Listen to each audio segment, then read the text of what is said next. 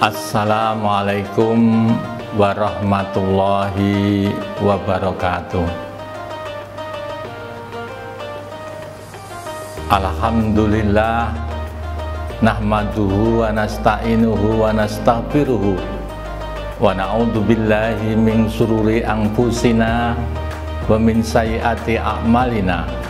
May yahdihillahu fala mudhillalah wa may yudlil fala hadiyalah. Asyhadu an la ilaha illallah wahdahu la syarikalah wa asyhadu anna Muhammadan abduhu wa rasuluh. Allahumma sholli ala Muhammad wa ala ali Muhammad. Qala Allah ta'ala fil Qur'anil Karim. A'udzu billahi minasy syaithanir rajim. Bismillahirrahmanirrahim. Inna akramakum indallahi atqakum. Sesungguhnya orang yang paling mulia di sisi Allah adalah orang yang bertakwa. Pendengar kurma yang dirahmati Allah Subhanahu wa taala. Pertama, kita bersyukur kepada Allah Subhanahu wa taala atas limpahan nikmat karunia-Nya. Kita dapat bertemu bulan Ramadan di tahun ini 1443 Hijriah. Sholawat dan salam semoga Allah sanjungkan kepada Nabi kita Nabi Muhammad Sallallahu Alaihi Wasallam. Pendengar kurma yang dirahmati Allah Subhanahu wa taala, perlu diketahui bahwasannya yang namanya bulan Ramadan, bulan yang penuh maghfirah, bulan yang penuh berkah, dan bulan yang dijauhkan dari api neraka, idkun minan nar. Sehingga melewati Ramadan ini ada beberapa potret. Saya menggambarkan ada 3 potret melewati Ramadan di tahun ini. Yang pertama yaitu melewati Ramadan tidak mengambil keberkahan dari bulan Ramadan. Yang karena apa? Orang yang tidak mengambil keberkahan bulan Ramadan, kata Rasulullah, ketika Rasulullah naik ke mimbar dan ada doa dari makhluk langit yang terbaik, diamini oleh makhluk dunia yang terbaik juga, bahwasanya siapa yang menjumpai bulan Ramadan tidak mendapatkan ampunan, maka termasuk celaka dan binasa. Sehingga tidak mengambil keberkahan sama sekali. Pendengar kurma yang dirahmati Allah Subhanahu wa taala, sehingga jelas orang ini melanggar perintah Allah. Ya ayyuhalladzina amanu kutiba alaikumusiyam. Diwajibkan atas kamu berpuasa. Sehingga puasa Ramadan hukumnya wajib bagi orang-orang yang beriman. Jadi melanggar perintah Allah itu dosanya lebih besar dibanding dengan yaitu melakukan dosa. Untuk itu mari sekali lagi, ada orang yang ketika datangnya Ramadan hatinya masih keras dan mereka ada sifat sombong. Apa artinya? Dia menolak kebenaran dan meremehkan perintah Allah dalam ketaatannya. Orang ini jelas sombong. Sombong ini baju kebesaran Allah, hambanya tidak boleh memakai baju ini. Untuk itu sekali lagi, melewati Ramadan tidak mendapatkan keberkahan, maka orang ini menyesal. Selanjutnya yang kedua, yaitu melewati Ramadan melakukan atau menjalankan perintahnya sekedarnya, ala kadarnya saja. Dia kurang maksimal, dia jalani somu tasiku, puasa di bulan Ramadan, bahwa puasa itu membuat sehat, itu aja. Dan yang seharusnya mangsoma Ramadana imanan waktu saban gufirallahu ma taqaddama min dzambi, seharusnya didapatkan. Namun karena dalam perjalanannya orang yang hanya ala kadarnya melewati Ramadan, orang ini gembira, juga senang, tetapi juga ada penyesalan.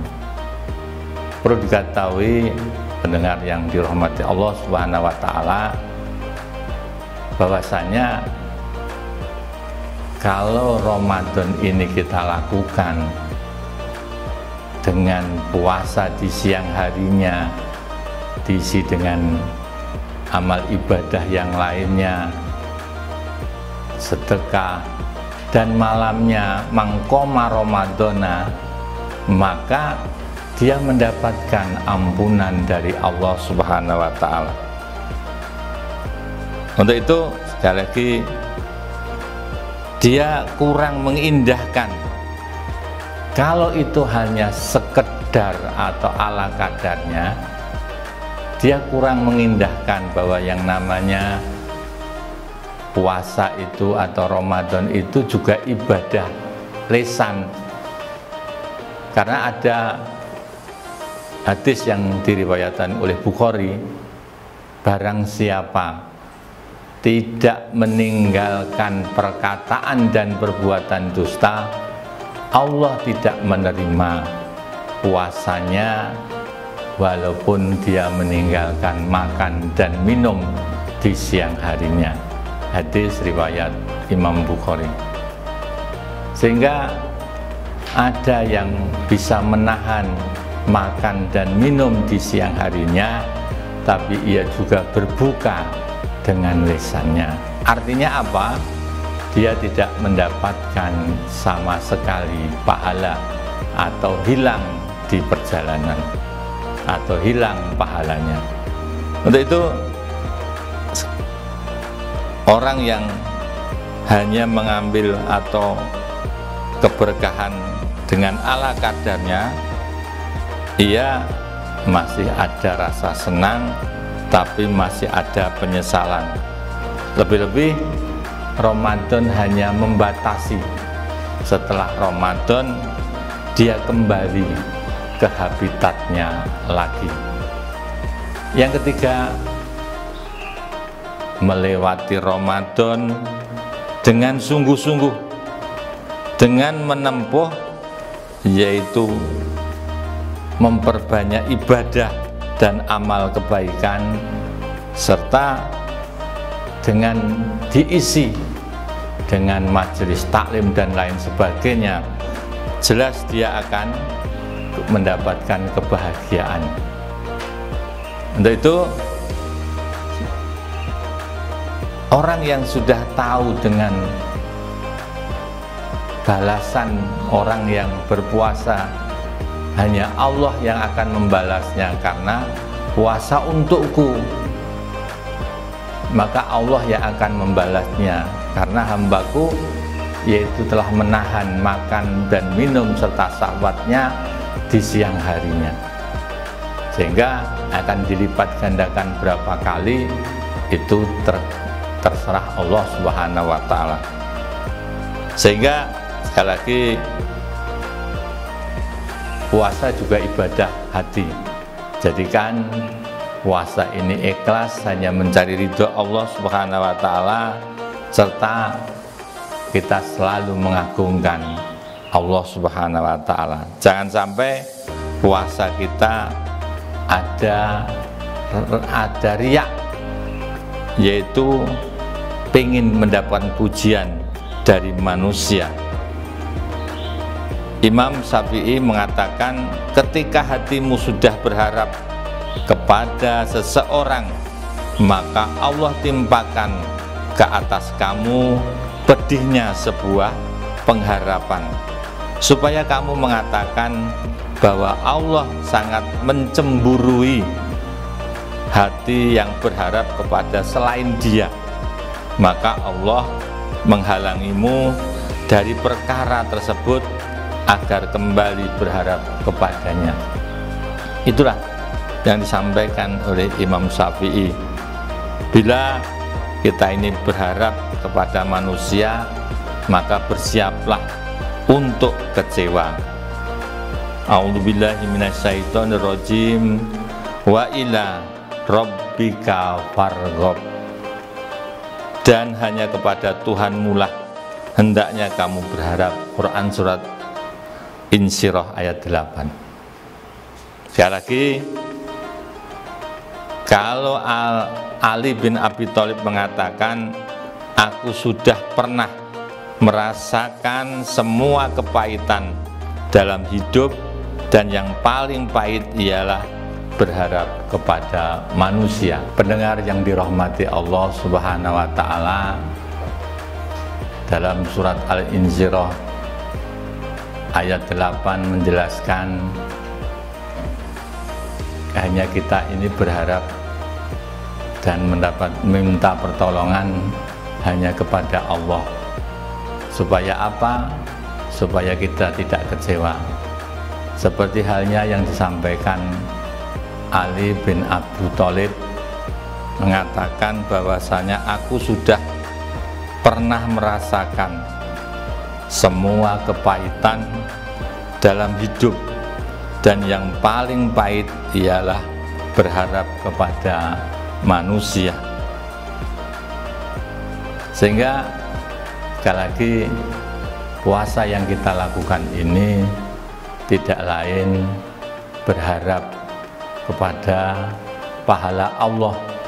Kita berharap cari ridho Allah. Semoga keikhlasan kita ini akan berbuah yang namanya takwa, dan takwa akan mengantarkan kita ke surga.